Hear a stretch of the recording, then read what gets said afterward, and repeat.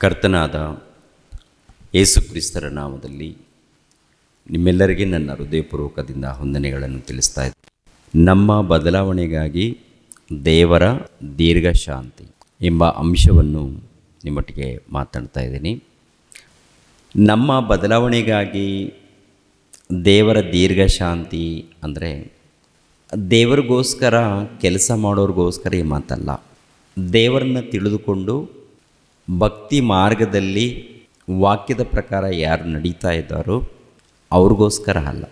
ಈ ಲೋಕದಲ್ಲಿ ಅನೇಕರು ದೇವರನ್ನು ತಿಳಿಯದೆ ಇಷ್ಟ ಬಂದ ಹಾಗೆ ನಡ್ಕೊಳ್ತಾ ಇರ್ತಾರೆ. ಅಂಥವರು ಯಾರಾದರಿದ್ದರೆ ಖಂಡಿತವಾಗಿ ಬದಲಾಗಬೇಕು ಅಂತಾರೆ.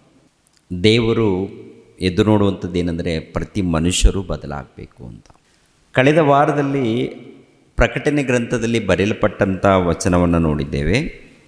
ಮತ್ತು ಅದೇ ವಚನಗಳನ್ನು ನಾವು ಒಂದು ಸಾರಿ ಧ್ಯಾನಿಸೋಣ. ಪ್ರಕಟಣೆ ಗ್ರಂಥ 22ನೇ ಅಧ್ಯಾಯ 12ನೇ ವಚನವನ್ನು ನೋಡೋಣ ಪ್ರಿಯರೇ. 22:12. ಹೀಗೋ ಬೇಗನೆ ಬರುತ್ತೇನೆ, ನಾನು ಪ್ರತಿಯೊಬ್ಬನಿಗೆ ಅವನವನ ನಡತೆಯ ಪ್ರಕಾರ ಕೊಡತಕ್ಕ ಪ್ರತಿಫಲವು ನನ್ನ ಕೈಯಲ್ಲಿ ಅದೇ. ಸಾಕು ಪ್ರಿಯರೇ. ಹೀಗೋ ನಾನು ಬೇಗನೆ ಬರುತ್ತೇನೆ ಅಂತ ಪ್ರಭು ಹೇಳಿರುವಂಥ ಮಾತು 1ನೇ ಶತಮಾನದಲ್ಲಿ ಸುಮಾರು 2000 ವರ್ಷಗಳು ಆದರೂ ಇನ್ನೂ ಬಂದಿಲ್ಲ. ಯಾಕೆ ತಡ ಮಾಡ್ತಾ ಇದ್ದಾನೆ? ತಡ ಮಾಡೋದಕ್ಕೆ ಕಾರಣ ಏನು ಅಂತ ನೋಡುವಾಗ, ಮೊದಲನೇದಾಗಿ ಈ ರಾಜ್ಯ ಸುವಾರ್ತೆ ಎನ್ನುವಂಥದ್ದು ಸರ್ವಲೋಕಕ್ಕೆ ಸಾಕ್ಷಾರ್ಥವಾಗಿ ಸಾರಲ್ಪಡಬೇಕು. ಅದರ ಹಿಂದೆ ಇರುವಂಥ ಉದ್ದೇಶ ಪ್ರತಿ ಮನುಷ್ಯರು ಬದಲಾಗಬೇಕು ಎನ್ನುವಂಥದ್ದು. ದೇವರಿಗಿರುವಂಥ ಉದ್ದೇಶ ಏನಪ್ಪ ಅಂತ ನೋಡುವಾಗ, ಸುವಾರ್ತೆ ಸಾರ್ತಾ ಇದೆ. ಸುವಾರ್ತೆ ಯಾಕೆ ಸಾರಲ್ಪಡಬೇಕು? ಸುವಾರ್ತೆ ಯಾಕೆ ಸಾರಲ್ಪಡಬೇಕು ಅಂತ ನೋಡುವಾಗ, ಪ್ರತಿಯೊಬ್ಬರು ಕೂಡ ಬದಲಾಗಬೇಕು ಎನ್ನುವಂಥದ್ದು.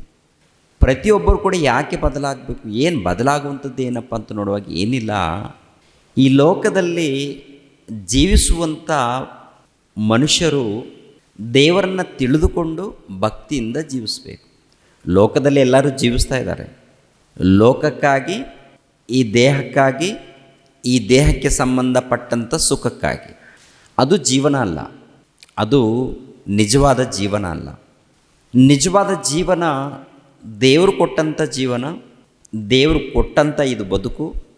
ಈ ಬದುಕಿನಲ್ಲಿ ಸೃಷ್ಟಿಕರ್ತನನ್ನು ತಿಳಿದುಕೊಂಡು, ಆ ತಂದೆಯಾದಂಥ ಸರ್ವೇಶ್ವರನನ್ನು, ಪರಮಾತ್ಮನನ್ನು ತಿಳಿದುಕೊಂಡು ಈ ಲೋಕದಲ್ಲಿ ಆತನನ್ನು ಅರ್ಥ ಮಾಡಿಕೊಂಡು ಬದುಕುವಂಥದ್ದು, ಭಕ್ತಿಯಿಂದ ಬದುಕುವಂಥದ್ದು. ಅದಕ್ಕೆ ಈ ಬದುಕನ್ನು, ಈ ಜೀವಿತವನ್ನು ಕೊಟ್ಟಿದ್ದಾರೆ ದೇವರು. ಈ ಬದುಕನ್ನು ಕೊಟ್ಟಿದ್ದಾರೆ ದೇವರು. ಅದಕ್ಕೆ ಸ್ತ್ರೀ ಪುರುಷರನ್ನು ಉಂಟು ಮಾಡಿದ್ದಾರೆ. ಸ್ತ್ರೀ ಪುರುಷರನ್ನು ಉಂಟು ಮಾಡಿ ಅವರ ಗರ್ಭದ ಮೂಲಕ ಮಕ್ಕಳನ್ನು ಕೊಡುವಂಥದ್ದು. ಯಾಕೆ ಇದರ ಹಿಂದೆ ಉದ್ದೇಶ ನೋಡುವಾಗ ಒಂದೇ ಉದ್ದೇಶ ಪ್ರಿಯರೇ, ನಾವು ದೇವರಿಗೆ ಬೇಕು, ದೇವರ ಭಕ್ತಿ ಮಾರ್ಗದಲ್ಲಿ ನಾವೆಲ್ಲರೂ ನಡಿಬೇಕು. ದೇವರು ಪರಲೋಕದಲ್ಲಿದ್ದಾರೆ, ಆ ಪರಲೋಕವನ್ನು ನಾವೆಲ್ಲರೂ ಕೂಡ ಪಡ್ಕೊಳ್ಬೇಕು. ಪರಲೋಕವನ್ನು ನಾವೆಲ್ಲರೂ ಪಡ್ಕೊಳ್ಬೇಕು. ಈ ಲೋಕ ಇದೆಯಲ್ಲ, ಇದು ತಾತ್ಕಾಲಿಕವಾದದ್ದು, ಇದು ಬಹಳ ಚಿಕ್ಕದ್ದು, ಇದು ಸ್ವಲ್ಪ ದಿನ ಇರುವಂಥದ್ದು, ಇದು ಗತಿಸಿ ಹೋಗುತ್ತೆ, ಇದು ಗತಿಸಿ ಹೋಗುತ್ತೆ. ಶಾಶ್ವತವಾದಂಥದ್ದು ದೇವರು ಇರುವಂಥ ಲೋಕ ಪರಲೋಕ. ಅಲ್ಲಿಗೆ ನಾವೆಲ್ಲರೂ ಹೋಗಬೇಕು. ಅಲ್ಲಿಗೆ ನಾವೆಲ್ಲರೂ ಹೋಗಬೇಕಾದ್ರೆ ಈ ಲೋಕದಲ್ಲಿ ಒಂದು ಜೀವಿತವನ್ನು ಕೊಟ್ಟಿದ್ದಾರೆ. ಇದರಲ್ಲಿ ಪರೀಕ್ಷೆ ನಡೆಯುತ್ತೆ, ಈ ಲೋಕದಲ್ಲಿ ಪರೀಕ್ಷೆ ನಡೆಯುತ್ತೆ. ಈ ಪರೀಕ್ಷೆಯಲ್ಲಿ ನೀನು ದೇವರನ್ನು ತಿಳಿದುಕೊಂಡು ದೇವರನ್ನು ಗೆಲ್ಲಿಸಬೇಕು, ದೇವರನ್ನು ಉನ್ನತವಾಗಿ ಪರಿಚಯ ಮಾಡಬೇಕು. ನಿನ್ನ ಮಾತಿನಲ್ಲಿ, ನಿನ್ನ ಜೀವಿತದಲ್ಲಿ, ನಿನ್ನ ಕೆಲಸದಲ್ಲಿ, ಪ್ರತಿಯೊಂದು ವಿಷಯದಲ್ಲಿ ದೇವರನ್ನು ಉನ್ನತವಾಗಿ ನೀನು ಪರಿಚಯ ಮಾಡಬೇಕು. ಅದು ದೇವರು ಎದುರು ನೋಡುವಂಥದ್ದು. ಹಾಗೆ ನೀನು ನಡ್ಕೊಂಡಾಗ ನಿನಗೆ ಪರಲೋಕ ಇರುತ್ತೆ. ಆದರೆ ಈ ಲೋಕದಲ್ಲಿ ನೋಡಿ, ಎಲ್ಲರನ್ನು ನೋಡುವಾಗ ಪ್ರಿಯರ ದೇವ್ರ ಮಕ್ಕಳಿರ ಯಾತಕ್ಕಾಗಿ ಪ್ರಯಾಸ ಅಂತ ನೋಡುವಾಗ ಎಲ್ಲರಿಗೂ ಒಂದೇ, ಈ ಲೋಕ, ಈ ಲೋಕದಲ್ಲಿ ಜಾಗ, ಈ ಲೋಕದಲ್ಲಿ ಅಧಿಕಾರ, ಈ ಲೋಕದಲ್ಲಿ ಉದ್ಯೋಗ, ಈ ಲೋಕದಲ್ಲಿ ಸಂಪಾದನೆ. ದೇವರಂತಾರೆ ಇದೆಲ್ಲ ಗತಿಸಿ ಹೋಗುತ್ತೆ ಅಂತ ದೇವರು ಹೇಳ್ತಾರೆ. ದೇವರು ಹೇಳಿದ್ದನ್ನು ನಾವೇನು ಮಾಡ್ತಾಯಿದ್ದೀವಿ ಅಂತ ನೋಡುವಾಗ ಕೇಳ್ತೀವಿ, ಈ ಕಡೆಯಿಂದ ಕೇಳಿ ಈ ಕಡೆ ಬಿಡ್ತಾ ಇರ್ತೀವಿ. ದೇವರು ಹೇಳಿದ್ದು ಸುಳ್ಳಾಗಲ್ಲ. ಅವ್ರು ಹೇಳಿದ್ದು ಪ್ರಿಯರ ದೇವ್ರ ಮಕ್ಕಳಿರ 100ಕ್ಕೆ 100 ಪಟ್ಟು ಸತ್ಯ.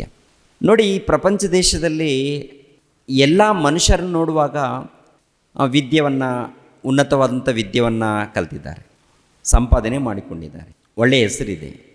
ಏನು ಸಾಧನೆ ಏನು ಮಾಡಿದ್ದಾರೆ ಅಂತ ನೋಡುವಾಗ ಏನಿದೆ? ಕೊನೆಯದಾಗಿ ನೆಲದ ಪಾಲಾಗಿದ್ದಾರಲ್ಲ. ಕೊನೆಯದಾಗಿ ಏನಾಗಿದ್ದಾರೆ? ನೆಲದ ಪಾಲಾಗಿದ್ದಾರಲ್ಲ. ಎಷ್ಟೋ ಮಂದಿ ದೇಶವನ್ನು ಆಳಿದ್ದಾರೆ. ನಮ್ಮ ದೇಶ ಆಗಿರ್ಬೋದು, ಇಲ್ಲ ಬೇರೆ ಬೇರೆ ದೇಶಗಳಲ್ಲಾಗಿರ್ಬೋದು. ಆಳಿರುವಂಥ ಅಧಿಕಾರಿಗಳು, ಒಡೆಯರು, ಅರಸರು, ಅಧಿಕಾರಿಗಳು, ಇಲ್ಲಾಂದರೆ ಚಕ್ರವರ್ತಿಗಳು ಇದ್ದಾರಾ? ನೆಲದ ಪಾಲಾಗಿದ್ದಾರಾ ಅಂತ ನೋಡುವಾಗ ನೆಲದ ಪಾಲಾಗಿದ್ದಾರೆ. ನೆಲದಲ್ಲಿ ಏನಾಗಿದ್ದಾರೆ? ಬೆರೆತೋಗಿದ್ದಾರೆ. ಅವ್ರದ್ದು ಏನಾದರೂ ಇದೆಯಾ ಲೋಕದಲ್ಲಿ ಅಂದರೆ, ಒಂದು ವೇಳೆ ಇದ್ದರೆ ಇತಿಹಾಸದಲ್ಲಿ ಅವ್ರ ಹೆಸರಿರ್ಬೋದು. ಇತಿಹಾಸದಲ್ಲಿ ಕೆಲವರ ಹೆಸರು ಇರ್ಬೋದು. ಏನು, ಅವ್ರು ಏನು ಮಾಡಿದ್ದಾರೆ? ಒಳ್ಳೆಯದನ್ನು ಮಾಡಿದ್ದಾರಾ, ಕೆಟ್ಟದ್ದನ್ನು ಮಾಡಿದ್ದಾರಾ ಎಂದು ಅವ್ರ ಬಗ್ಗೆ ಕೆಲವು ಹೆಸರುಗಳಿರ್ಬೋದು. ಆದರೆ ಅವ್ರಿಗೇನಾದರೂ ಉಪಯೋಗ ಇದೆಯಾ ಅಂತ ನೋಡುವಾಗ ಉಪಯೋಗ ಅಂತರೂ ಏನಿಲ್ಲ. ನಿಜವಾಗ್ಲೂ ಉಪಯೋಗ ಆಗಬೇಕು ಅಂತ ನೋಡುವಾಗ ಪ್ರಿಯರ ದೇವ್ರ ಮಕ್ಕಳಿರ, ಅದು ದೇವರ ಮೂಲಕನೇ ಸಾಧ್ಯವಾಗುತ್ತೆ. ದೇವರ ಮಾರ್ಗದಲ್ಲಿ ನಡ್ಕೊಂಡ್ರೇ ಸಾಧ್ಯವಾಗುತ್ತೆ. ನಿಜವಾದ ಉಪಯೋಗ, ಶಾಶ್ವತವಾದಂಥ ಉಪಯೋಗ. ಅದಕ್ಕೆ ಪ್ರಭು ಹೇಳುವಂಥ ಮಾತು, ನಾನು ಮತ್ತೆ ಬರ್ತೀನಿ, ಬಂದು ನಿಮ್ಮನ್ನು ಕರೆದುಕೊಂಡು ಹೋಗ್ತೀನಿ ಅಂತ ಹೇಳ್ತಾರೆ. ನಾನು ಮತ್ತೆ ಬರ್ತೀನಿ, ಬಂದು ನಿಮ್ಮನ್ನು ಕರೆದುಕೊಂಡು ಹೋಗ್ತೀನಿ, ನಾನು ಇರುವಂಥ ಸ್ಥಳದಲ್ಲೇ ನಿಮ್ಮನ್ನು ಸೇರಿಸ್ಕೊಳ್ತೀನಿ ಅಂತ ಹೇಳ್ತಾರೆ. ನಾನು ಇರುವಂಥ ಸ್ಥಳದಲ್ಲೇ ನಿಮ್ಮನ್ನು ಸೇರಿಸ್ಕೊಳ್ತೀನಿ, ಮತ್ತೆ ಬರ್ತೀನಿ. ನೀವು ಒಂದು ವೇಳೆ ಸತ್ತೋದ್ರೂ ಕೂಡ ನಿಮ್ಮನ್ನು ಕೈ ಬಿಡಲ್ಲ. ನೀವು ಮರಣ ಹೊಂದಿದ್ರು, ನೀವು ಬದುಕಿದ್ರೂ ನಿಮ್ಮನ್ನು ನಾನು ಕೈ ಬಿಡಲ್ಲ. ನಿಮ್ಮ ಜೊತೆಯಲ್ಲಿ ನಾನು ಇರ್ತೀನಿ, ನಾನು ಕಾಪಾಡ್ತೀನಿ. ಆ ನಂಬಿಕೆ ಮೇಲೆ ನೀವು ಇರಬೇಕು ಅಂತ ಹೇಳ್ತಾರೆ. ಆ ನಂಬಿಕೆ ನಿಮಗಿರಲಿ ಅಂತ. ಯೋಹಾನ್ ಬರೆದ ಸುವಾರ್ತೆ 14ನೇ ಅಧ್ಯಾಯ, ಯೋಹಾನನ ಬರೆದ ಸುವಾರ್ತೆ 14ನೇ ಅಧ್ಯಾಯ 1ನೇ ವಚನದಿಂದ ನೋಡಿ. ನಿಮ್ಮ ಹೃದಯವು ಕಳವಳಗೊಳ್ಳದೆ ಇರಲಿ, ದೇವರನ್ನು ನಂಬಿರಿ, ನನ್ನನ್ನು ನಂಬಿರಿ. ನನ್ನ ತಂದೆಯ ಮನೆಯಲ್ಲಿ ಬಹಳ ಬಿಡಾರಗಳು ಅವೇ. ಇಲ್ಲದಿದ್ದರೆ ನಿಮಗೆ ಹೇಳುತ್ತಿದ್ದೇನು, ನಿಮಗೆ ಸ್ಥಳವನ್ನು ಸಿದ್ಧ ಮಾಡುವುದಕ್ಕೆ ಹೋಗುತ್ತೇನಲ್ಲ. ನಾನು ಹೋಗಿ ನಿಮಗೆ ಸ್ಥಳವನ್ನು ಸಿದ್ಧ ಮಾಡಿದ ಮೇಲೆ ತಿರುಗಿ ಬಂದು ನಿಮ್ಮನ್ನು ಕರ್ಕೊಂಡು ಹೋಗಿ ನನ್ನ ಬಳಿಗೆ ಸೇರಿಸಿಕೊಳ್ಳುವೆನು. ಯಾಕೆಂದರೆ ನಾನಿರುವ ಸ್ಥಳದಲ್ಲಿ ನೀವು ಸಹ ಇರಬೇಕು ಅಂತಾರೆ. ನಾನಿರುವ ಸ್ಥಳದಲ್ಲಿ ನೀವು ಸಹ ಇರಬೇಕು. ಯಾರು ಹೇಳುವಂಥ ಮಾತು? ಯಾರು ಹೇಳಿದ್ದಾರೆ ಈ ಮಾತು? ಯೇಸು ಪ್ರಭು. ಯೇಸು ಪ್ರಭು ನೋಡುವಾಗ ಪ್ರಪಂಚ ದೇಶದಲ್ಲಿ ಒಂದು ಉನ್ನತ ಹೆಸರಿದೆಯಾ? ಪ್ರಪಂಚ ದೇಶದಲ್ಲಿ ನೋಡುವಾಗ ಉನ್ನತ ಹೆಸರು ದೈವಕುಮಾರನು. ಆತನ ಮೂಲಕ ಜಗತ್ತುಂಟಾಗಿದೆ. ಆತನ ಮೂಲಕ ದೇವರು ಜಗತ್ತನ್ನು ಉಂಟು ಮಾಡಿದ್ದಾರೆ. ಉಂಟು ಮಾಡಿರುವಂಥ ಆತನು ಹೇಳುವಂಥ ಮಾತೇನಂತ ನೋಡುವಾಗ, ನಾನು ಮತ್ತೆ ಬರ್ತೀನಿ, ಬಂದು ನಿಮ್ಮನ್ನು ಕರೆದುಕೊಂಡು ಹೋಗ್ತೀನಿ, ಕರೆದುಕೊಂಡೋಗಿ ಎಲ್ಲೂ ಬಿಡಲ್ಲ ನಿಮ್ಮನ್ನು, ನಾನಿರುವಂಥ ಸ್ಥಳದಲ್ಲೇ ನಿಮ್ಮನ್ನು ಸೇರಿಸ್ಕೊಳ್ತೀನಿ ಅಂತಾರೆ. ನೋಡಿ ಪ್ರಿಯರೇ, ಯಾವ ಸ್ಥಳದಲ್ಲಿ? ನಾನಿರುವಂಥ ಸ್ಥಳದಲ್ಲಿ. ಮತ್ತೆ ಎಲ್ಲೋ ಬಿಡಲ್ಲ ನಿಮ್ಮನ್ನು, ಯಾವುದೋ ಒಂದು ಸ್ಥಳಕ್ಕೆ ಹೋಗಿ ಸೇರಿಸಲ್ಲ ನಿಮ್ಮನ್ನು. ನಾನು ಎಲ್ಲಿರ್ತೀನಿ? ನನ್ನ ಜೊತೆಯಲ್ಲೇ ನೀವಿರ್ತೀರಾ, ನಾನಿರುವಂಥ ಸ್ಥಳದಲ್ಲಿ ಅಂತ ಹೇಳುವಂಥ ಮಾತು. ಈ ಮಾತು ಈ ಭೂಲೋಕದಲ್ಲಿ ಯಾರಾದರೂ ಹೇಳ್ತಾರೆ?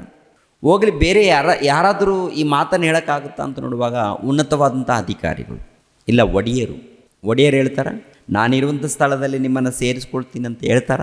ಚಕ್ರವರ್ತಿಗಳು ಹೇಳೋಕ್ಕಾಗುತ್ತಾ? ಇಲ್ಲಾಂದರೆ ಪ್ರಧಾನ ಮಂತ್ರಿಗಳು ಹೇಳೋಕ್ಕಾಗುತ್ತಾ? ಈ ಲೋಕದಲ್ಲಿ ಯಾರು ಹೇಳಲಾರ್ದಂಥ ಒಂದು ಅದ್ಭುತವಾದಂಥ ಮಾತೇನಪ್ಪ ಅಂತ ನೋಡುವಾಗ, ನೀವು ಕಳವಳ ಪಡಬೇಡಿ, ನಾನು ಮತ್ತೆ ಬರ್ತೀನಿ, ಬಂದು ನಿಮ್ಮನ್ನು ಕರೆದುಕೊಂಡು ಹೋಗ್ತೀನಿ. ಯಾಕೆಂದರೆ ಈ ಲೋಕ ಶಾಶ್ವತವಲ್ಲ. ಈ ಲೋಕ ಎಷ್ಟು ಕಾಲ? 60 ವರ್ಷ, 70 ವರ್ಷ. ಇದು ಬಹಳ ಚಿಕ್ಕದ್ದು.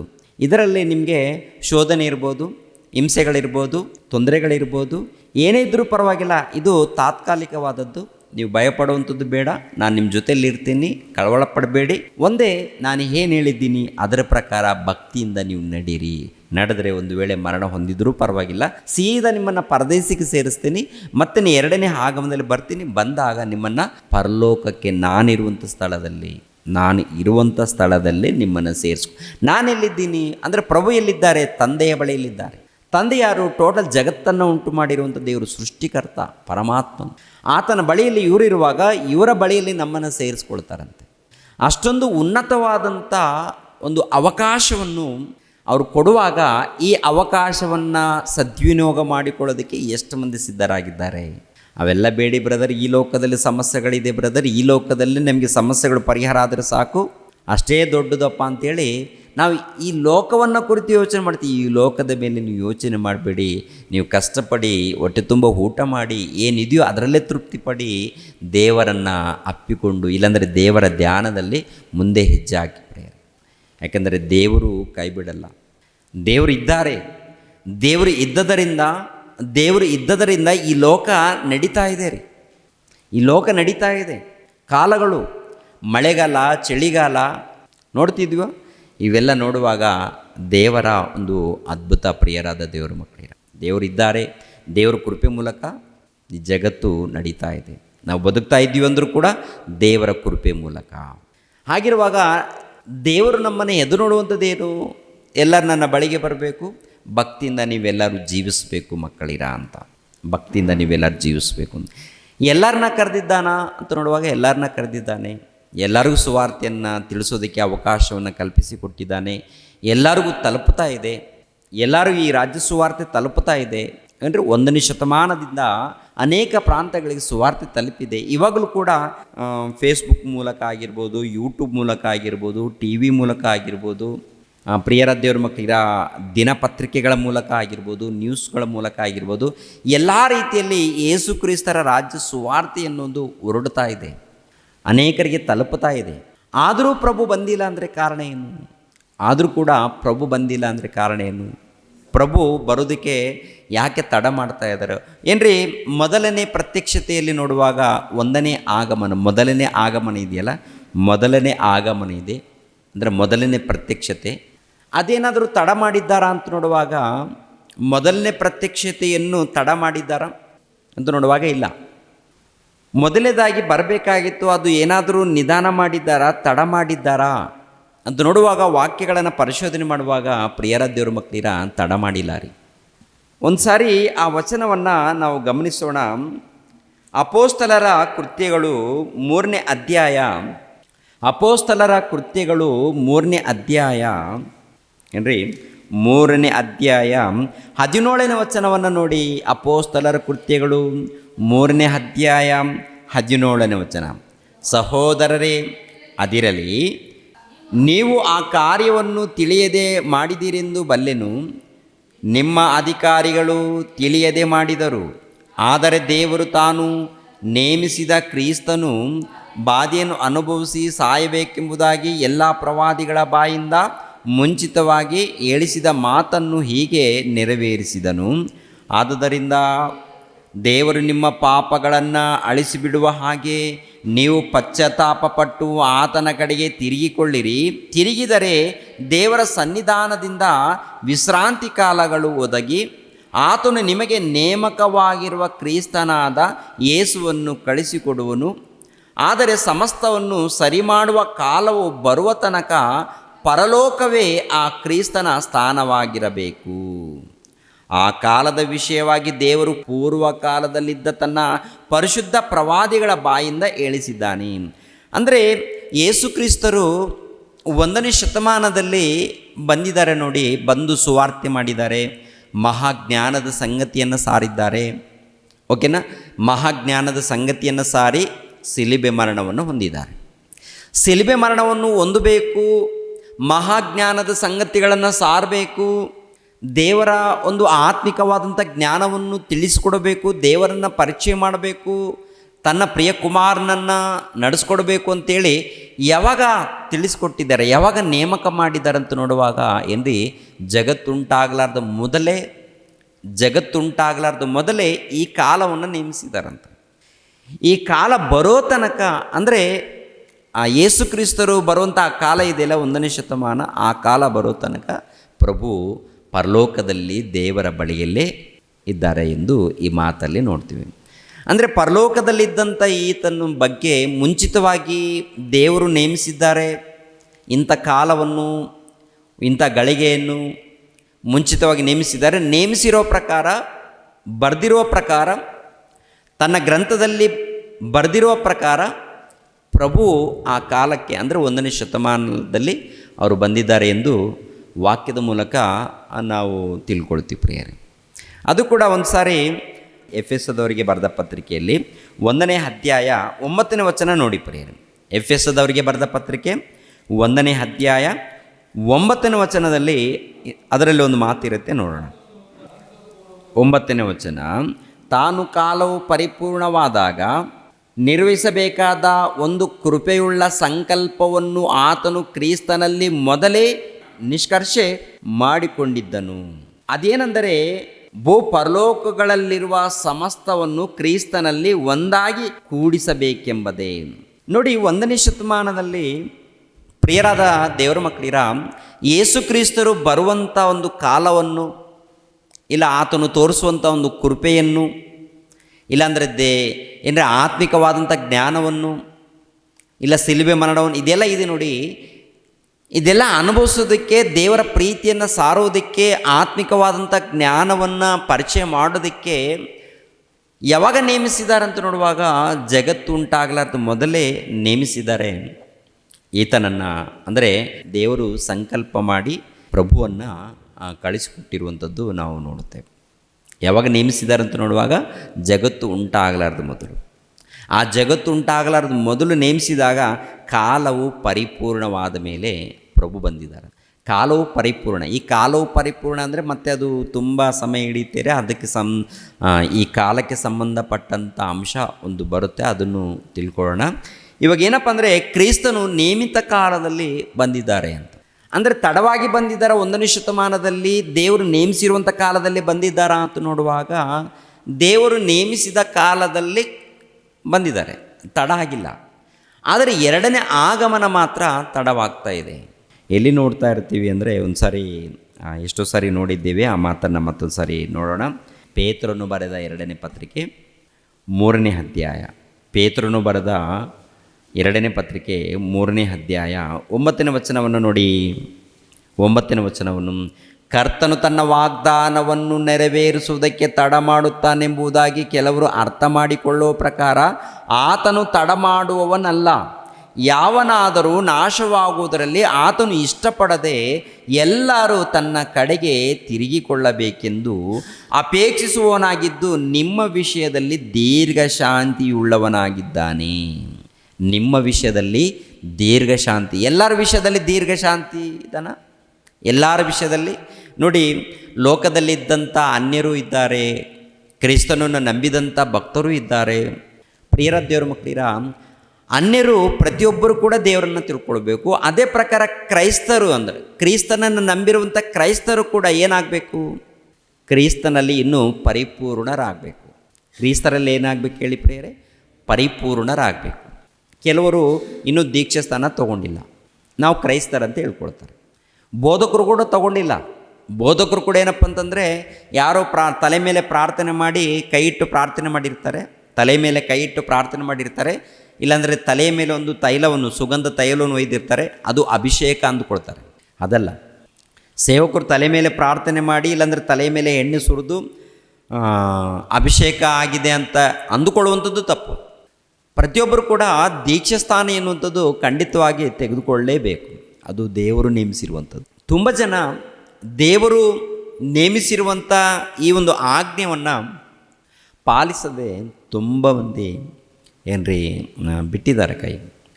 ಮತ್ತು ಇವರೆಲ್ಲರೂ ಕೂಡ ರಕ್ಷಣೆ ಹೊಂದಬೇಕಾದ್ರೆ ಏನು ಮಾಡಬೇಕು? ಸುವಾರ್ತೆ ಸಾರಲ್ಪಡಬೇಕು. ಸುವಾರ್ತೆ ಸಾರಲ್ಪಟ್ಟ ಮೇಲೆ ದೀಕ್ಷೆ ಸ್ಥಾನ ಪಡ್ಕೊಳ್ಬೇಕು. ಒಂದು ವೇಳೆ ಯೇಸು ಪ್ರಭು ಬೇಗ ಬಂದುಬಿಟ್ರೆ, ಬೇಗ ದೇವರು ಬೇಗ ಕಳಿಸ್ಕೊಟ್ರೆ ಇವರೆಲ್ಲರ ಗತಿ ಏನು? ನಮ್ಮೆಲ್ಲರ ಗತಿ ಏನು? ನಾವು ಏನಪ್ಪ ಅಂದರೆ ದೀಕ್ಷೆ ಸ್ಥಾನ ಪಡ್ಕೊಂಡಿದ್ವಿ, ಸ್ವಲ್ಪ ವಾಕ್ಯ ಕಲ್ತ್ಕೊಂಡಿದ್ವಿ, ಇನ್ನು ಸ್ವಲ್ಪ ಏನು ಸುವಾರ್ತೆ ಮಾಡ್ತಾಯಿದ್ವಿ. ಇನ್ನು ಕೆಲವರೇನು ದೀಕ್ಷೆ ಸ್ಥಾನ ಪಡ್ಕೊಂಡಿದ್ದಾರೆ, ಇನ್ನು ಕೆಲಸ ಏನೂ ಮಾಡಿಲ್ಲ, ದೇವ್ರ ಸೇವೆ ದೊಡ್ಡದಾಗಿ ಏನೂ ಮಾಡಿಲ್ಲ. ಒಂದು ವೇಳೆ ಮರಣ ಬಂದರೆ, ಇಲ್ಲಾಂದರೆ ಯೇಸು ಪ್ರಭು ಬಂದರೆ ನೇರವಾಗಿ ನಾವು ಪರಲೋಕಕ್ಕೆ ಹೋಗ್ತೀವ? ಒಂದು ವೇಳೆ ಹೋದರೆ ಪರಲೋಕದಲ್ಲಿ ಉನ್ನತ ಸ್ಥಾನವನ್ನು ಪಡ್ಕೊಳ್ತೀವಿ, ಎಲ್ಲೋ ಮೂಲೆಯಲ್ಲಿ ಇರಬೇಕಾಗುತ್ತೆ. ಪರಲೋಕದಲ್ಲಿ ಮೂಲೆಯಲ್ಲಿ ಅಂದರೆ ಇದೆ ಯೋಹಾನನ್, ದೀಕ್ಷೆ ಸ್ಥಾನ ಕೊಡುವಂಥ ಯೋಹಾನನಿದ್ದಾನಲ್ಲ, ದೀಕ್ಷೆ ಸ್ಥಾನ ಕೊಡುವಂಥ ಯೋಹಾನನ 1ನೇ ಶತಮಾನದಲ್ಲಿ ಅವ್ರ ಗತಿ ಏನಾಗಿದೆ ಅಂತ ನೋಡುವಾಗ ಏನ್ರಿ, ಪರಲೋಕ ರಾಜ್ಯದಲ್ಲಿ ಅಲ್ಪನು ಯೋಹಾನಗಿಂತ ಅಲ್ಪನೇ ದೊಡ್ಡವನು ಅಂತ ಬರೆಯಲ್ಪಟ್ಟಿರುತ್ತೆ. ಯಾಕೆ ಹಾಗೆ ಬರೆಯಲ್ಪಟ್ಟಿದೆ ಅಂತ ನೋಡುವಾಗ, ಯಾಕೆ ಅಂತ ನೋಡುವಾಗ, ಯೋಹಾನನು ದೇವರ ವಿಷಯದಲ್ಲಿ ಅನುಮಾನ ಪಡುವಂಥದ್ದು, ಪ್ರಭು ವಿಷಯದಲ್ಲಿ ಅನುಮಾನ ಪಟ್ಟು ದೇವರ ಮೂಲಕ ಹೊಂದಿಕೊಳ್ಬೇಕಾದಂಥ ಒಂದು ಉನ್ನತ ಸ್ಥಾನವನ್ನು ಕಳ್ಕೊಳ್ತಾನೆ ಆ ಮನುಷ್ಯ. ಈಗಿನ ಕಾಲದಲ್ಲಿ ನಾವು ಕೂಡ ಎಷ್ಟೋ ಸಾರಿ ದೇವರ ವಿಷಯದಲ್ಲಿ ಅನುಮಾನ ಪಡುವಂಥದ್ದು, ದೂರವಾಗುವಂಥದ್ದು, ಲೋಕದ ರೀತಿಯಲ್ಲಿ ನಡೆಯುವಂಥದ್ದು ನಡೀತಾ ಇರುತ್ತೆ.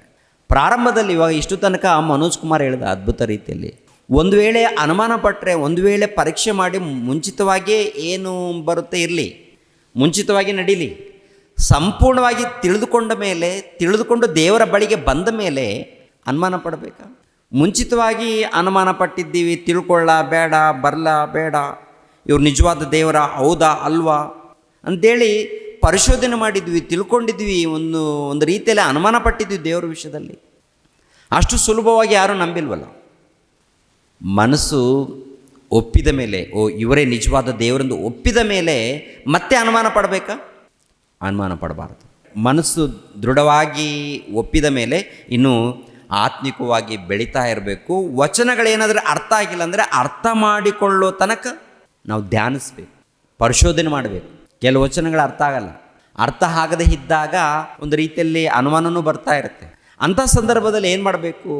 ತಾಳ್ಮೆಯಿಂದ ಇರಬೇಕು. ಇವತ್ತಿಲ್ಲಂದರೆ ನಾಳೆ ಸಿಗುತ್ತೆ, ಖಂಡಿತವಾಗಿ ಅದು ಅರ್ಥ ಆಗೇ ಆಗುತ್ತೆ.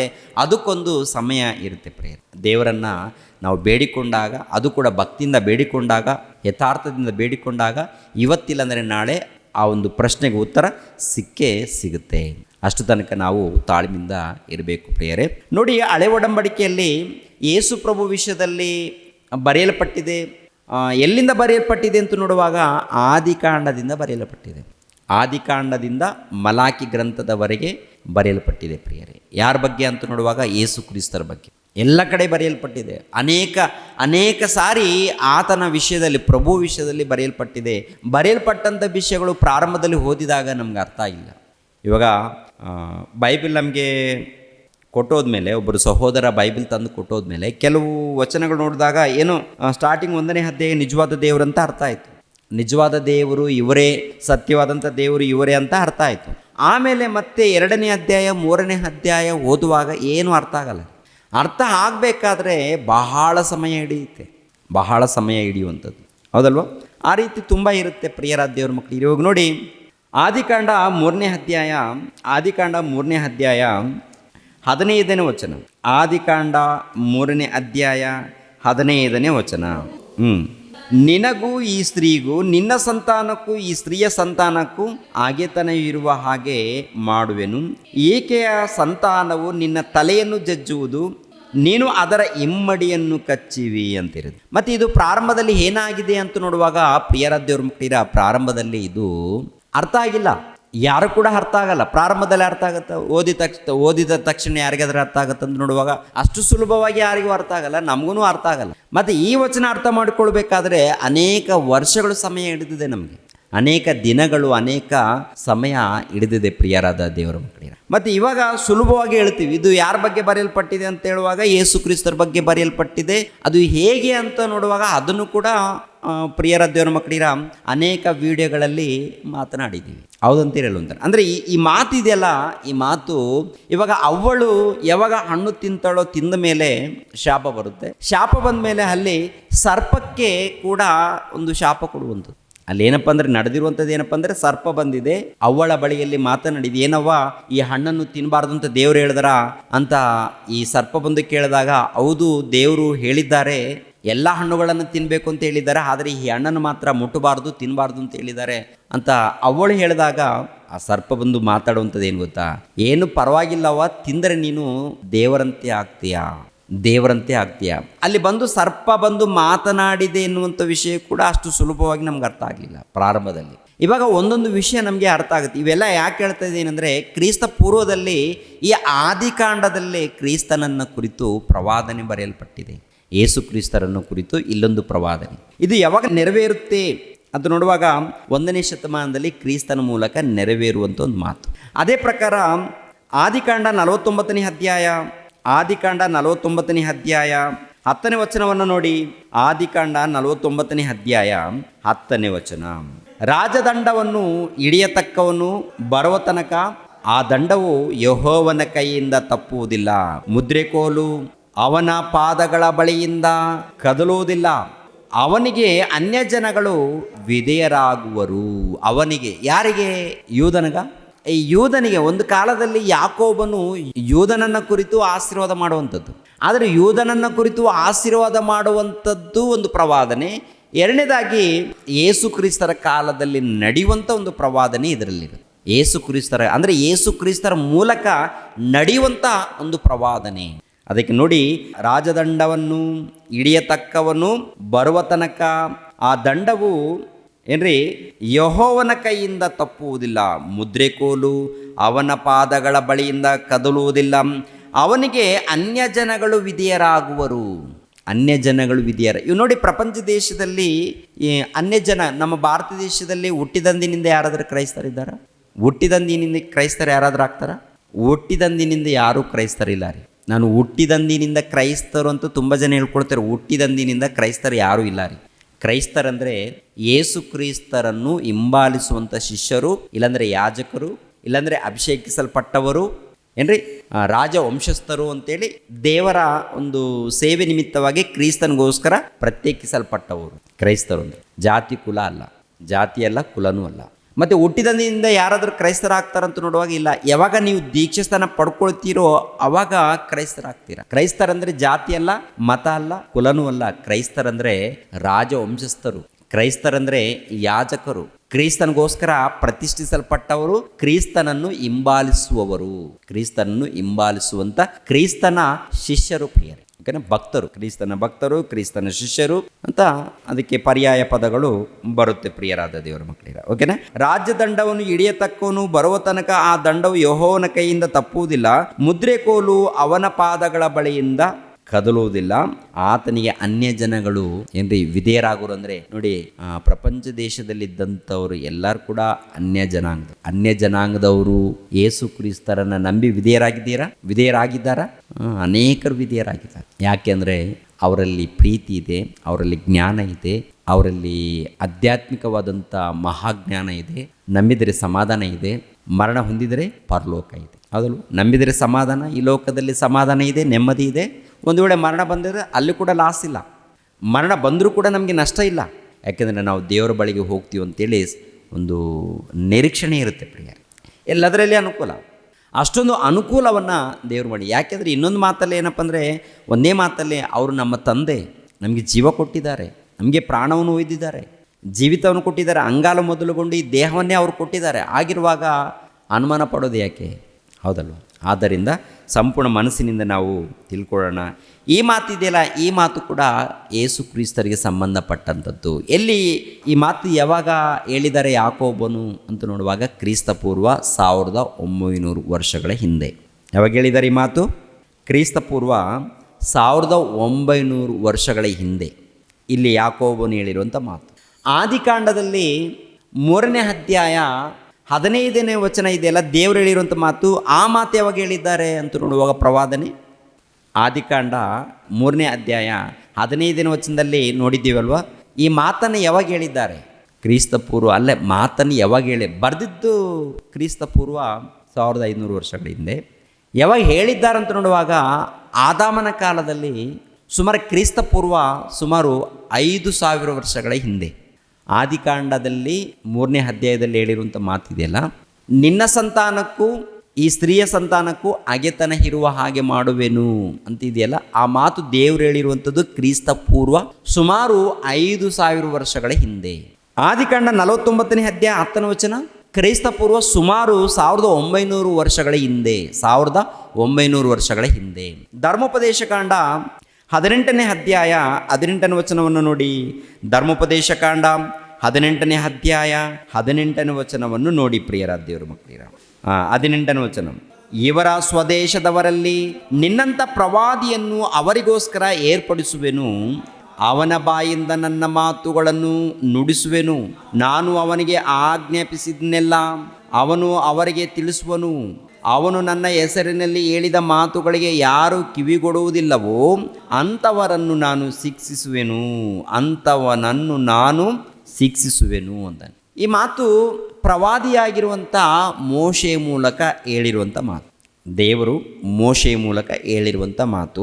ಈ ಮಾತು ಹೇಳಿರುವಂಥದ್ದು ಯಾವಾಗ ಅಂತ ನೋಡುವಾಗ ಕ್ರಿಸ್ತ ಪೂರ್ವ 1450 ವರ್ಷಗಳ ಹಿಂದೆ.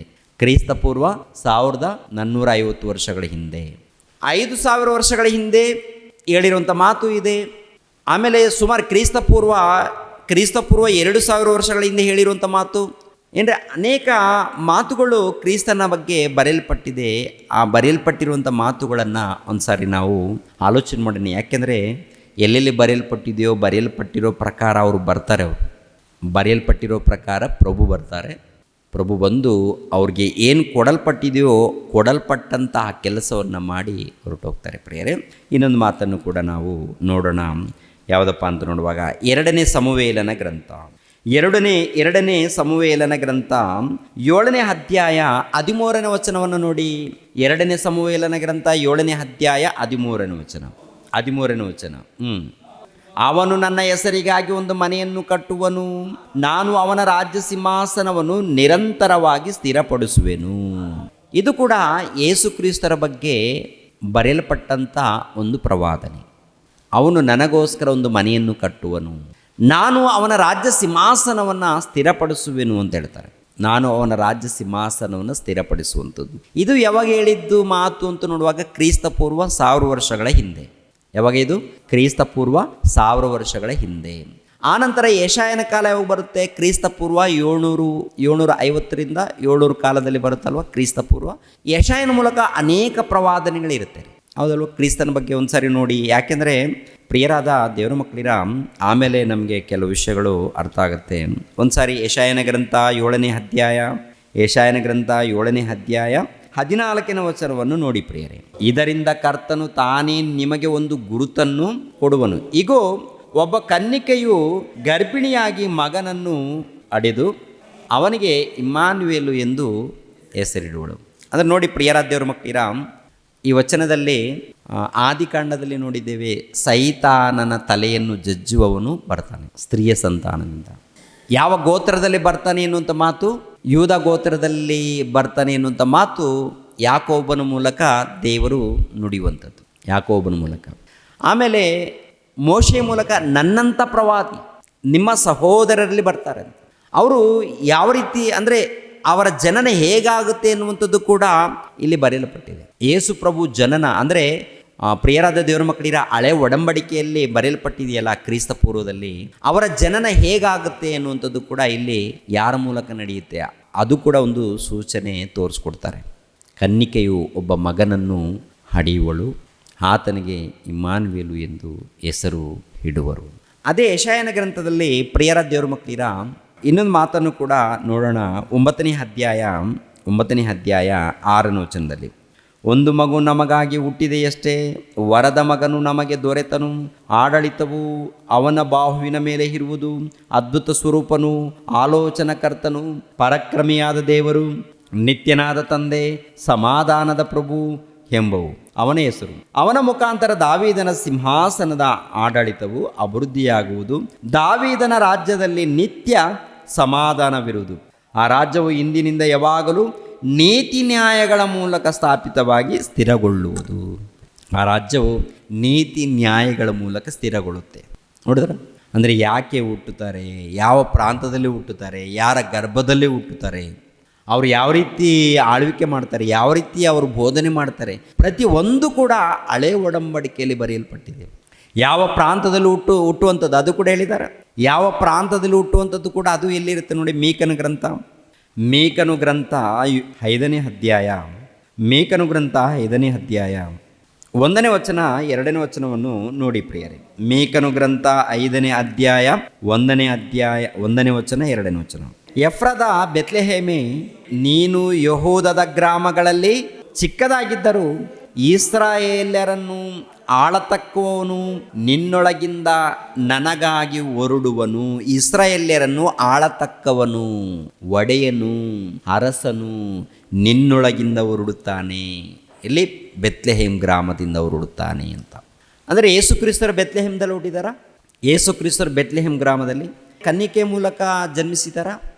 ಇವೆಲ್ಲ ಕೂಡ ಹಳೆ ಒಡಂಬಡಿಕೆಯಲ್ಲಿ ಬರೆಯಲ್ಪಟ್ಟ ಪ್ರಕಾರ ಬಂದಿದ್ದಾರೆ, ಬಂದು ಸುವಾರ್ತೆ ಸಾರಿದ್ದಾರೆ. ಸುವಾರ್ತೆ ಹೇಗಿದೆ? ಎಲ್ಲರೂ ನನ್ನ ಬಳಿಗೆ ಬನ್ನಿ. ಸುವಾರ್ತೆ ಹೇಗಿದ್ದೀರಿ? ಅವ್ರ ಮಾತುಗಳೇ ಹೇಗಿದ್ದೀರಿ? ಎಲ್ಲರೂ ನನ್ನ ಬಳಿಗೆ ಬನ್ನಿ, ನನ್ನ ಮಾತನ್ನು ಕೇಳಿ. ನೀವು ಭಾರ ಹೊತ್ತಿದ್ದೀರಲ್ಲ, ನಾನು ತೆಗೆದಾಕ್ತೀನಿ. ಏನು ಭಾರಪ್ಪ? ಪಾಪದ ಭಾರ. ಪಾಪದ ಭಾರ ಅಂದರೆ ನೋಡಿ, ದುಡ್ದು ಕಷ್ಟಪಟ್ಟು ದುಡಿದಿದ್ದಾರೆ. ದುಡ್ದು ಏನು ಮಾಡಿದ್ದಾರೆ? ಪಾಪದ ಭಾರವನ್ನು. ಏನ್ರಿ ಕಷ್ಟಪಟ್ಟು ದುಡಿದ್ರೆ ಪಾಪದ ಭಾರನ? ಕಷ್ಟಪಟ್ಟು ದುಡಿದಿರ್ತಾರೆ, ಕಷ್ಟಪಟ್ಟಿದ್ದಾರೆ, ದುಡಿದಿದ್ದಾರೆ. ಕಷ್ಟಪಟ್ಟು ದುಡಿದಿರುವುದರಿಂದ ಪಾಪದ ಭಾರವನ್ನು ಹೊತ್ತಿದ್ದಾರ? ಪ್ರಿಯರ ದೇವ್ರ ಮಕ್ಕಳಿಗೆ ಏನಿಲ್ಲ, ಚೆನ್ನಾಗಿ ಕಷ್ಟಪಟ್ಟಿದ್ದಾರೆ, ದುಡಿದು ಏನು ಮಾಡಿದ್ದಾರೆ ಅಂದರೆ ಲೋಕದ ರೀತಿಯಲ್ಲಿ ಜೀವಿಸಿದ್ದಾರೆ, ತಿಂದಿದ್ದಾರೆ, ಕುಡಿದಿದ್ದಾರೆ, ಎಂಜಾಯ್ ಮಾಡಿದ್ದಾರೆ, ದೇವರನ್ನು ತಿಳ್ಕೊಂಡಿಲ್ಲ. ದೇವರನ್ನು ತಿಳ್ಕೊಳ್ಳದೆ ಇರುವಂಥದ್ದು ಏನದು? ದೊಡ್ಡ ಪಾಪ. ದೇವರನ್ನು ತಿಳ್ಕೊಳ್ಳದೆ ಇರುವಂಥದ್ದು ದೊಡ್ಡ ಪಾಪ. ದೇವರನ್ನು ಒಂದು ವೇಳೆ ತಿಳ್ಕೊಂಡಿದ್ದೀವಿ ಅಂದರೆ ದೇವ್ರಿಗೋಸ್ಕರ ಬದುಕದೆ ಇರುವಂಥದ್ದು ದೊಡ್ಡ ಪಾಪ. ದೇವರನ್ನು ತಿಳ್ಕೊಂಡಿಲ್ಲ ಅಂದರೆ ಪಾಪದ ಹೊರೆ ಹೊತ್ತಿದ್ದಾರೆ. ಏನು ದುಡಿದು ಸುಖಪಟ್ಟಿದ್ದಾರೆ. ಈ ಲೋಕದಲ್ಲಿ ಸುಖ ಪಡುವಂಥದ್ದು ಇದೆಯಲ್ಲ, ತಮಗೋಸ್ಕರ ಬದುಕುವಂಥದ್ದು ಇದೆಯಲ್ಲ, ಅದು ದೇವರ ದೃಷ್ಟಿಯಲ್ಲಿ ಏನು ಹೇಳಿ ಪ್ರಿಯರೇ? ನೀವು ಊಟ ಮಾಡಬಾರ್ದು ಅಂತಲ್ಲ, ಹೊಟ್ಟೆ ತುಂಬ ಊಟ ಮಾಡಿ, ಒಳ್ಳೆ ವಸ್ತ್ರಗಳನ್ನು ಧರಿಸ್ಕೊಳ್ಳಿ, ಕೆಲಸ ಮಾಡಿ ಸಂಪಾದನೆ ಮಾಡಿಕೊಳ್ಳಿ, ಕೆಲಸ ಮಾಡಿ ಸಂಪಾದನೆ ಮಾಡಿಕೊಳ್ಳಿ. ಆದರೆ ಭಕ್ತಿಯಿಂದ ಬದುಕಬೇಕು, ದೇವ್ರಿಗೋಸ್ಕರ ಭಕ್ತಿಯಿಂದ ಬದುಕಬೇಕು. ಏನ್ರಿ, ದೇವರ ಬಳಿಯಲ್ಲಿ ಬಂದು ಆತ್ಮಿಕವಾಗಿ ಬದುಕಬೇಕು ಎನ್ನುವಂಥದ್ದು ದೇವರ ಕೋರಿಕೆ, ದೇವರ ಇಷ್ಟ. ಅದಕ್ಕೆ ವಿರುದ್ಧವಾಗಿ ಏನೇನು ಇದೆಯೋ ಅದೆಲ್ಲ ಕೂಡ ಏನೇನಾಗುತ್ತೆ ಅಂತ ನೋಡುವಾಗ ಪಾಪನೇ. ಅದಕ್ಕೆ ಹೊರೆ ಹೊತ್ತವರೇ, ಕಷ್ಟಪಡುವವರೇ, ಹೊರೆ ಹೊತ್ತವರೇ ನನ್ನ ಬಳಿಗೆ ಬನ್ನಿ ಅಂದರೆ ಕಷ್ಟಪಟ್ಟು ಪಾಪದ ಹೊರೆಯನ್ನು ಹೊತ್ತಿದ್ದಾರೆ. ಪಾಪದ ಹೊರೆಯನ್ನು ಹೊತ್ತಂಥ ಪ್ರತಿಯೊಬ್ಬರು ನನ್ನ ಬಳಿಗೆ ಬನ್ನಿ, ನಾನು ನಿಮಗೆ ವಿಶ್ರಾಂತಿಯನ್ನು ಕೊಡುತ್ತೇನೆ. ವಿಶ್ರಾಂತಿ ಅಂದರೆ ಭೂಲೋಕದಲ್ಲೆಲ್ಲ ಪರಲೋಕದಲ್ಲಿ ನಿಮ್ಮ ಆತ್ಮಕ್ಕೆ ವಿಶ್ರಾಂತಿ ಸಿಗುತ್ತೆ, ಅದು ನಿಮ್ಗೆ ಕೊಡುತ್ತೇನೆ. ನನ್ನ ಬಳಿಗೆ ಬನ್ನಿ, ಅದು ಶಾಶ್ವತ ಅಂತ ಹೇಳ್ತಾರೆ. ಪ್ರಿಯರ ದೇವ್ರ ಮಕ್ಕಳಿರ ಹೇಳಿ ಅನೇಕ ಮಾತುಗಳನ್ನು ಹೇಳಿ ತನ್ನ ಜೀವಿತವನ್ನು ಮುಗಿಸ್ಕೊಂಡು ಹೋಗ್ತಾರೆ. ಮತ್ತು ಎರಡನೇ ಆಗಮನದಲ್ಲಿ ಬಂದಾಗ, ಎರಡನೇ ಆಗಮನ ಹೇಗಿರುತ್ತೆ ಎರಡನೇ ಆಗಮನ ಬರುತ್ತಲ್ಲ, ಎರಡನೇ ಆಗಮನ ಹೇಗಿರುತ್ತೆ? ಎಲ್ಲ ನನ್ನ ಬಳಿಗೆ ಬನ್ನಿ, ನಾನು ನಿಮ್ಮನ್ನೆಲ್ಲರನ್ನ ಪರಲೋಕಕ್ಕೆ ಕರ್ಕೊಂಡು ಹೋಗ್ತೀನಿ ಅಂತ ಹೇಳ್ತಾರ? ಪರವಾಗಿಲ್ಲ, ನೀವು ಈ ಲೋಕದಲ್ಲಿ ಏನು ತಪ್ಪು ಮಾಡಿದ್ರು ಪರವಾಗಿಲ್ಲ, ನಿಮ್ಮನ್ನೆಲ್ಲರನ್ನ ಕರ್ಕೊಂಡು ಹೋಗ್ತೀನಿ, ಬಂದ್ಬಿಟ್ರಿಪ್ಪ ಅಂತ ಹೇಳ್ತಾರ? ಏನು ಹೇಳ್ತಾರೆ? ಧರ್ಮವನ್ನು ಮೀರಿ ನಡೆಯುವವರೇ ನನ್ನಿಂದ ತೊಲಗರಿ ಅಂತ. ಯಾರ್ಯಾರಿಗೆ ಹೇಳ್ತಾರೆ ಆ ಮಾತನ್ನು ಅಂತ ನೋಡುವಾಗ, ಯಾರ್ಯಾರಿಗೆ ಹೇಳ್ತಾರೆ ಪ್ರಿಯರೇ? ಎಂಥವ್ರಿಗೆ ಹೇಳ್ತಾರೆ ಗೊತ್ತಾ? ಚಿಕ್ಕವ್ರಿಗೆಲ್ಲ, ದೊಡ್ಡವ್ರ ಮೇಧಾವಿಗಳಿಗೆ ಹೇಳುವಂಥ ಮಾತು ಎಲ್ಲಿರುತ್ತೆ? ಅದು ಒಂದು ಸಾರಿ ಮತ್ತಾಯನ ಬರೆದ ಸುವಾರ್ತೆ 7ನೇ ಅಧ್ಯಾಯ 21ನೇ ವಚನದಲ್ಲಿ ಬರೆಯಲ್ಪಟ್ಟಿದ್ದೀರಿ. ಒಂದು ಸಾರಿ ನೋಡಿ, 21. ನನ್ನನ್ನು ಸ್ವಾಮಿ ಸ್ವಾಮಿ ಅನ್ನುವರೆಲ್ಲರೂ ಪರಲೋಕ ರಾಜ್ಯದಲ್ಲಿ ಸೇರುವರೆಂದು ನೆನೆಸಬೇಡಿರಿ, ಪರಲೋಕದಲ್ಲಿರುವ ನನ್ನ ತಂದೆಯ ಚಿತ್ತದಂತೆ ನಡೆಯುವನೇ ಪರಲೋಕ ರಾಜ್ಯಕ್ಕೆ ಸೇರುವನು. ಸ್ವಾಮಿ ಸ್ವಾಮಿ, ನಿನ್ನ ಹೆಸರಿನ ಮೇಲೆ ನಾವು ಬೋಧನೆ ಹೇಳಲಿಲ್ಲವೇ? ಆಮೇಲೆ ನಿನ್ನ ಹೆಸರಿನ ಮೇಲೆ ದೆವ್ವಗಳನ್ನು ಬಿಡಿಸಲಿಲ್ಲವೇ? ನಿನ್ನ ಹೆಸರಿನ ಮೇಲೆ ಅನೇಕ ಮಹತ್ ಕಾರ್ಯಗಳನ್ನು ಮಾಡಲಿಲ್ಲವೇ ಎಂದು ಆ ದಿನದಲ್ಲಿ ಎಷ್ಟೋ ಜನರು ನನಗೆ ಹೇಳುವರು. ಆಗ ನಾನು ಅವರಿಗೆ, ನಾನೆಂದು ನಿಮ್ಮ ಗುರುತು ಕಾಣೆನು, ಧರ್ಮವನ್ನು ಮೀರಿ ನಡೆಯುವವರೇ ನನ್ನಿಂದ ತೊಲಗಿರಿ ಎಂದು ಎಲ್ಲರ ಮುಂದೆ ಹೇಳಿಬಿಡುವೆನು. ಯಾವಾಗ ಹೇಳ್ತಾರಂತಿದು? ಯೇಸು ಕ್ರಿಸ್ತರು ಎರಡನೇ ಆಗಮನದಲ್ಲಿ ಬರ್ತಾರಲ್ವ, ಅವಾಗ ಹೇಳ್ತಾರೆ. ಯಾರಿಗೆ ಏನು ಹೇಳ್ತಾರೆ? ಎಂತಿಂಥವ್ರಿಗೆ? ಒಂದು ಗುಂಪಿದೆ ರೀ, ಬೋಧನೆ ಮಾಡುವಂಥ ಗುಂಪು. ಮತ್ತೊಂದು ಗುಂಪಿದೆ ರೀ, ಅನೇಕ ಅದ್ಭುತಗಳನ್ನು ಇಲ್ಲ ದೆವ್ವಗಳನ್ನು ಬಿಡಿಸುವಂಥ ಗುಂಪು. ಏನ್ರಿ, ದೇವರ ನಾಮದಲ್ಲಿ ದೆವ್ವಗಳನ್ನು ಬಿಡಿಸುವಂಥ ಗುಂಪಿಗೆ ಹೇಳ್ತಾನೆ ದೇವರು ಧರ್ಮವನ್ನು ಮೀರಿ ನಡೆಯುವರೆ ಅಂತ. ಏನು ಮಾಡಿದ್ದಾರೆ ಇವರು? ಅಂದರೆ ದೇವರ ಹೆಸರನ್ನ ಬಳಸ್ಕೊಂಡಿದ್ದಾರೆ, ದೇವರ ಹೆಸರನ್ನ ಬಳಸ್ಕೊಂಡು ಇಲ್ಲಿ ಮಾಯ ಮಾಡಿದ್ದಾರೆ. ಅಂದರೆ ದೇವರ ಆಜ್ಞೆಗಳನ್ನು ಪಾಲಿಸಿಲ್ಲ ಇವರು ಯಾರು ಕೂಡ. ಇವರು ಏನು ಮಾಡಿದ್ದಾರೆ ಅಂತ ನೋಡುವಾಗ, ದೇವರ ಆಜ್ಞೆಗಳನ್ನು ಪಾಲಿಸಿಲ್ಲ ಪ್ರಿಯರೇ. ದೀಕ್ಷೆ ಸ್ಥಾನ ಪಡೆದುಕೊಂಡಿಲ್ಲ, ವಾಕ್ಯದ ಪ್ರಕಾರ ದೀಕ್ಷೆ ಸ್ಥಾನ ಇಲ್ಲ. ಓಕೆನಾ? ವಾಕ್ಯದ ಪ್ರಕಾರ ಏನು ತಗೊಂಡಿಲ್ಲ? ದೀಕ್ಷೆ ಸ್ಥಾನ ಪಡೆದುಕೊಂಡಿಲ್ಲ. ವಾಕ್ಯದ ಪ್ರಕಾರ ಬೋಧನೆ ಹೇಳಿಲ್ಲ. ವಾಕ್ಯದ ಪ್ರಕಾರ ದೀಕ್ಷೆ ಸ್ಥಾನ ಇಲ್ಲ, ವಾಕ್ಯದ ಪ್ರಕಾರ ಬೋಧನೆ ಇಲ್ಲ, ವಾಕ್ಯದ ಪ್ರಕಾರ ಭಕ್ತಿ ಇಲ್ಲ ಇವರಲ್ಲಿ. ಅದಕ್ಕೆ ಇವರೆಲ್ಲರನ್ನು ನೋಡಿ ಹೇಳಿರುವಂಥ ಮಾತೇನಂತ ನೋಡುವಾಗ, ಯೇಸು ಕ್ರಿಸ್ತರ ಹೆಸರು ಮೇಲೆ ದೆವ್ವಗಳನ್ನು ಬಿಡಿಸಿದ್ದಾರಂತೆ, ಬೋಧನೆ ಮಾಡಿದ್ದಾರಂತೆ, ಅನೇಕ ಸೂಚಕ ಕ್ರಿಯೆಗಳನ್ನು ಮಾಡಿದ್ದಾರಂತೆ. ಇವರೆಲ್ಲರೂ ಬಂದು, ಪ್ರಭುವೇ ನಾವು ನಿಮ್ಮ ಹೆಸರು ಮೇಲೆ ಬೋಧನೆ ಹೇಳಿದ್ದೀವಲ್ವ ದೇವರೇ, ಮತ್ತು ನಮ್ಮನ್ನು ಬಿಟ್ಟು ಹೋಗ್ತಾ ಇದ್ದೀರಲ್ಲ ನೀವು ಅಂತ ಒಂದು ಗುಂಪು ಬಂದಾಗ ಅವ್ರಿಗೂ ಇವ್ರಿಗೂ ಎಲ್ಲರಿಗೆ ಧರ್ಮವನ್ನು ಮೀರಿ ನಡೆಯುವರೆ ಅಂತ ಹೇಳ್ತಾರೆ. 1ನೇ ಶತಮಾನದಲ್ಲಿ ಹಾಗೆ ಹೇಳಿದಾರ? ಎಲ್ಲರೂ ನನ್ನ ಬಳಿಗೆ ಬನ್ನಿ, ಎಲ್ಲರೂ ಬನ್ನಿ, ನನ್ನ ಮಾತನ್ನು ಕೇಳಿ, ನಿಮಗೆ ನೆಮ್ಮದಿ ಇರುತ್ತೆ, ಸಮಾಧಾನ ಇರುತ್ತೆ, ಭಕ್ತಿಯಿಂದ ನಡ್ಕೊಂಡ್ರೆ ನೀವು ಪರಲೋಕವನ್ನು ಪಡ್ಕೊಳ್ತೀರಾ ಅಂಥೇಳಿ ಒಳ್ಳೆ ಮಾತುಗಳನ್ನು ಹೇಳಿ ಕರೆದಿದ್ದಾರೆ. 2ನೇ ಆಗಮನದಲ್ಲಿ ಹಾಗಲ್ಲ. 2ನೇ ಆಗಮನದಲ್ಲಿ ಹಾಗಲ್ಲ. ಪ್ರಿಯರ ದೇವ್ರ ಮಕ್ಕಳಿರ, ಯಾರು ಭಕ್ತಿಯಿಂದ ನಡೆದು ಮರಣ ಹೊಂದಿರ್ತಾರೋ, ಇಲ್ಲ ಯಾರು ಭಕ್ತಿಯಿಂದ ನಡೀತಾ ಇರ್ತಾರೋ ವಾಕ್ಯದ ಪ್ರಕಾರ, ಅಂಥವ್ರನ್ನ ಮಾತ್ರ ಪರಲೋಕಕ್ಕೆ ಕರ್ಕೊಂಡು ಹೋಗ್ತಾನೆ. ಉಳಿದವರೆಲ್ಲರನ್ನು ಕೂಡ ಮಾಡುವಂಥದ್ದು ಏನು ಹೇಳಿ, ಉಳಿದವರನ್ನು ಎಲ್ಲರನ್ನ ಸೇರಿಸಿ ಬೆಂಕಿ ಕೊಂಡಕ್ಕೆ ಹಾಕುವಂಥದ್ದು. ಆ ಬೆಂಕಿ ಕೊಂಡದಲ್ಲಿ ನರಕದಲ್ಲಿ ಎಷ್ಟು ಕಾಲ ಇರುತ್ತೆ ರೀ ಯಾತನೆ ಪಡುವಂಥದ್ದು? ಈ ಭೂಲೋಕದಲ್ಲಿ 1 ದಿನ ಯಾತನೆ ಪಟ್ಟರೆ ಅಪ್ಪ ಅಮ್ಮ ಅಂಥೇಳಿ ತಂದೆ ತಾಯಿಗಳಿಗೆ ಕೂಗ್ತೀವಿ, ಅಮ್ಮ ಸ್ವಲ್ಪ ಯಾತನೆ ಇದೆ, ಕಷ್ಟ ಇದೆ, ಸ್ವಲ್ಪ ಸಹಾಯ ಮಾಡು. ಅಮ್ಮನಿಗೆ, ಅಪ್ಪನಿಗೆ, ಇಲ್ಲ ಅಣ್ಣನಿಗೆ, ಇಲ್ಲಾಂದರೆ ಇನ್ನೊಬ್ಬರಿಗೆ ಕೇಳ್ಕೊಳ್ತೀವಿ. ನಾವು ಕಷ್ಟದಲ್ಲಿದ್ದೀವಿ, ಯಾತನದಲ್ಲಿದ್ದೀವಿ, ಯಾವುದೊಂದು ರೀತಿಯಲ್ಲಿ ಸಹಾಯ ಮಾಡಿ ಅಂತೇಳಿ ಕೇಳ್ಕೊಳ್ತೀವಿ.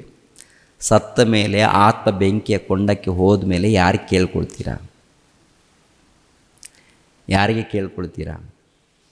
ದೇವ್ರ ಬಳಿಯಲ್ಲಿ ಕೇಳ್ಕೊಳಕ್ಕಾಗುತ್ತಾ?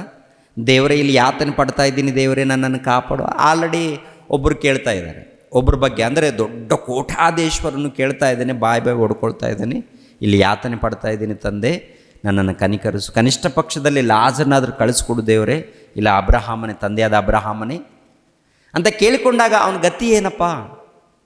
ಬಾಯಿ ಬಡ್ಕೊಳ್ಳುವಂಥದ್ದೇ ಗತಿ, ಬೇರೆ ದಾರಿ ಇಲ್ಲ. ಮತ್ತು ನಾವು ಹೋದ್ಮೇಲೆ ನಮ್ಮ ಗತಿ ಏನಾಗುತ್ತೆ? ನಮ್ಮ ಪರಿಸ್ಥಿತಿ ಏನು? ಪ್ರಿಯರ ದೇವ್ರ ಮಕ್ಕಳಿಗೆ, ನಾವು ಭಕ್ತಿಯಿಂದ ಇದ್ದರೆ ಪರವಾಗಿಲ್ಲ. ಒಂದು ವೇಳೆ ಭಕ್ತಿಯಲ್ಲಿ ಏರುಪೇರಿದ್ದಾಗ ನಾವು ಸರಿ ಮಾಡಿಕೊಂಡು ವಾಕ್ಯದ ಪ್ರಕಾರ ನಾವೆಲ್ಲರೂ ಹೋಗಬೇಕು. ಮತ್ತು ಲೋಕದಲ್ಲಿ ನೋಡುವಾಗ ಏಸು ಬನ್ನಿ, ಏಸು ಬನ್ನಿ, ಏಸು ಬೇಗನೆ ಬಂದ್ಬಿಡಿ, ಏಸು ಪ್ರಭು ಬಂದ್ರದ್ದು ತಿಳ್ಕೊಳ್ಳಿ. ನಿನ್ನ ಗತಿ ಏನು? ದೇವರು ವಾಕ್ಯದ ಪ್ರಕಾರ ಏನಾದ್ರು ಜೀವಿಸಿದಾರಾ? ವಾಕ್ಯದ ಪ್ರಕಾರ ಬೋಧನೆ ಇದೆಯಾ? ವಾಕ್ಯದ ಪ್ರಕಾರ ಸುವಾರ್ತೆ ಇದೆಯಾ? ದೀಕ್ಷಾಸ್ಥಾನ ಇದೆಯಾ? ಏನೂ ಇಲ್ಲ ರೀ, ತಗೊಂಡಿಲ್ಲ ರೀ.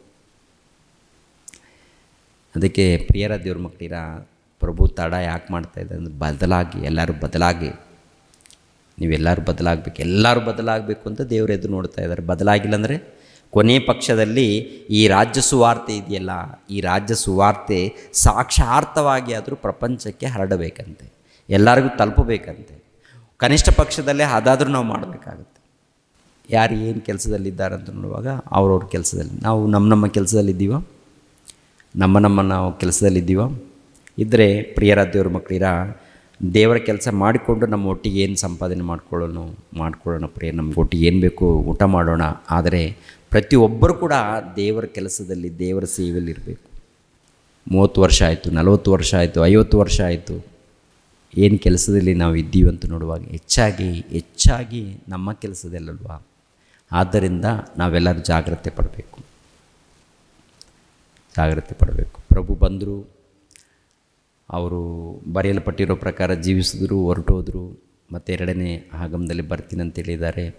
ಬಂದ ಮೇಲೆ ನಮ್ಮನ್ನು ಪರಲೋಕಕ್ಕೆ ಕರ್ಕೊಂಡು ಹೋಗ್ತೀನಿ ಅಂತ ಹೇಳಿದ್ದಾರೆ. ಹೇಳಿರೋ ಪ್ರಕಾರ ಅವ್ರು ಹೇಳಿರೋ ಪ್ರಕಾರ ಅವ್ರು ಬರ್ತಾರೆ.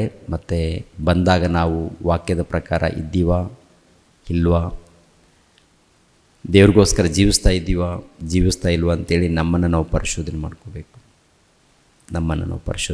ಬರ್ತಾರೆ ಖಂಡಿತವಾಗಿ. ಅವ್ರು ಯಾವಾಗಾದರೂ ಬರಲಿ, ಪ್ರಭು ಯಾವಾಗಾದರೂ ಬರಲಿ. ಆದರೆ ನಾವು ಮಾತ್ರ ಭಕ್ತಿಯಿಂದ ನಡ್ಕೊಳ್ಬೇಕು, ಭಕ್ತಿಯಿಂದ ನಾವು ಜೀವಿಸಬೇಕು ದೇವ್ರಿಗೋಸ್ಕರ. ಅದಕ್ಕೆ ಪ್ರಿಯರ ದೇವ್ರ ಮಕ್ಕಳಿರ, ದೇವರು ದೀರ್ಘ ಶಾಂತಿಯಲ್ಲಿ ಇದ್ದಾರಂದರೆ ನಾವೆಲ್ಲರೂ ಬದಲಾಗಬೇಕು. ಇನ್ನೂ ಭಕ್ತಿಯಲ್ಲಿ ಬೆಳಿಬೇಕು, ಇನ್ನೂ ದೇವರ ಸೇವೆಯಲ್ಲಿ ಇನ್ನೂ ಹೆಚ್ಚಾಗಿ ಜೀವಿಸಬೇಕು, ಹೆಚ್ಚಾಗಿ ಬೆಳಿಬೇಕು, ಹೆಚ್ಚಾಗಿ ಅಭಿವೃದ್ಧಿ ಆಗಬೇಕು, ಆತ್ಮಿಕವಾಗಿ ಅಭಿವೃದ್ಧಿ ಆಗಬೇಕು. ಒಂದು ಸಾರಿ ನಮ್ಮನ್ನು ನಾವು ಪರಿಶೋಧನೆ ಮಾಡ್ಕೊಳ್ಳೋಣ. ಆತ್ಮಿಕವಾಗಿ ಅಭಿವೃದ್ಧಿ ಆಗ್ತಾ ಇದ್ದೀವ? ಲೋಕದಲ್ಲಿದ್ದಂಥ ಜನರನ್ನು ನೋಡಿ ನಾವು ಕೂಡ ಲೋಕದ ರೀತಿಯಲ್ಲಿ ಜೀವಿಸ್ತಾ ಇದ್ದೀವ ಅಂಥೇಳಿ ನಮ್ಮನ್ನು ನಾವು ಪರಿಶೋಧನೆ ಮಾಡಿಕೊಳ್ಳೋಣ. ಭಕ್ತಿಯಿಂದ ಜೀವಿಸೋಣ, ಇತರರಿಗೋಸ್ಕರ ಪ್ರಾರ್ಥನೆ ಮಾಡೋಣ, ಈ ಸಮಾಜದಲ್ಲಿ ಒಳ್ಳೆಯ ಕಾರ್ಯಕ್ರಮಗಳನ್ನು ಮಾಡೋಣ, ದೇವರ ಪ್ರೀತಿಯನ್ನು ಸಾರಿ ನಮ್ಮ ಜೀವಿತನ ಮುಗಿಸ್ಕೊಂಡು ಹೋಗೋಣ. ಪ್ರಿಯರ ದೇವರ ಮಕ್ಕಳೇ, ದೇವರ ದೀರ್ಘ ಶಾಂತಿ ಒಂದೇ ನಾವೆಲ್ಲರೂ ಬದಲಾಗಬೇಕು. ಇನ್ನೂ ಹೆಚ್ಚಾಗಿ ಒಂದು ವೇಳೆ ನಾವು ಬದಲಾಗಿದ್ದರೆ ಇನ್ನೂ ಹೆಚ್ಚಾಗಿ ಆತ್ಮಿಕವಾಗಿ ಬೆಳಿಬೇಕು. ಲೋಕದಲ್ಲಿದ್ದಾರೆ, ತುಂಬ ಜನ ಇದ್ದಾರೆ, ಬದಲಾಗಿಲ್ಲ, ಮತ್ತು ಅವರು ಬದಲಾಗಬೇಕು ಅಂತೇಳಿ ಎದುರು ನೋಡುವಂಥದ್ದು. ಆದ್ದರಿಂದ ಪ್ರಿಯರ ದೇವ್ರ ಮಕ್ಕಳಿರ ಪ್ರತಿಯೊಬ್ಬರು ಕೂಡ ಜಾಗ್ರತೆ. ರಕ್ಷಕನಾದ ಯೇಸು ಕ್ರಿಸ್ತರ ನಾಮದಲ್ಲಿ ಆತ್ಮೀಯರೆಲ್ಲರಿಗೂ ಹೃತ್ಪೂರ್ವಕ ವಂದನೆಗಳನ್ನು ತಿಳಿಸ್ತಾ ಇದ್ದೇನೆ. ದೇವರ ಸೇವೆ ನಿಮಿತ್ತವಾಗಿ ಪ್ರಾರ್ಥಿಸಿರಿ ಹಾಗೂ ದೇವರ ಸೇವೆಯಲ್ಲಿ ಭಾಗಿಗಳು ಆಗಿ. ಪ್ರತಿಯೊಬ್ಬನು ತನ್ನ ಹೃದಯದಲ್ಲಿ ನಿರ್ಣಯಿಸಿಕೊಂಡ ಪ್ರಕಾರ ಕೊಡಲಿ. ದುಃಖದಿಂದಾಗಲಿ ಬಲಾತ್ಕಾರದಿಂದಾಗಲಿ ಯಾರೂ ಕೊಡಬಾರದು. ಯಾಕೆಂದರೆ ಸಂತೋಷವಾಗಿ ಕೊಡುವವನ ಮೇಲೆ ದೇವರಿಗೆ ಪ್ರೀತಿಯುಂಟು. 2 ಕೊರಿಂಥದವರಿಗೆ ಬರೆದ ಪತ್ರಿಕೆ 9ನೇ ಅಧ್ಯಾಯ 7ನೇ ವಚನ.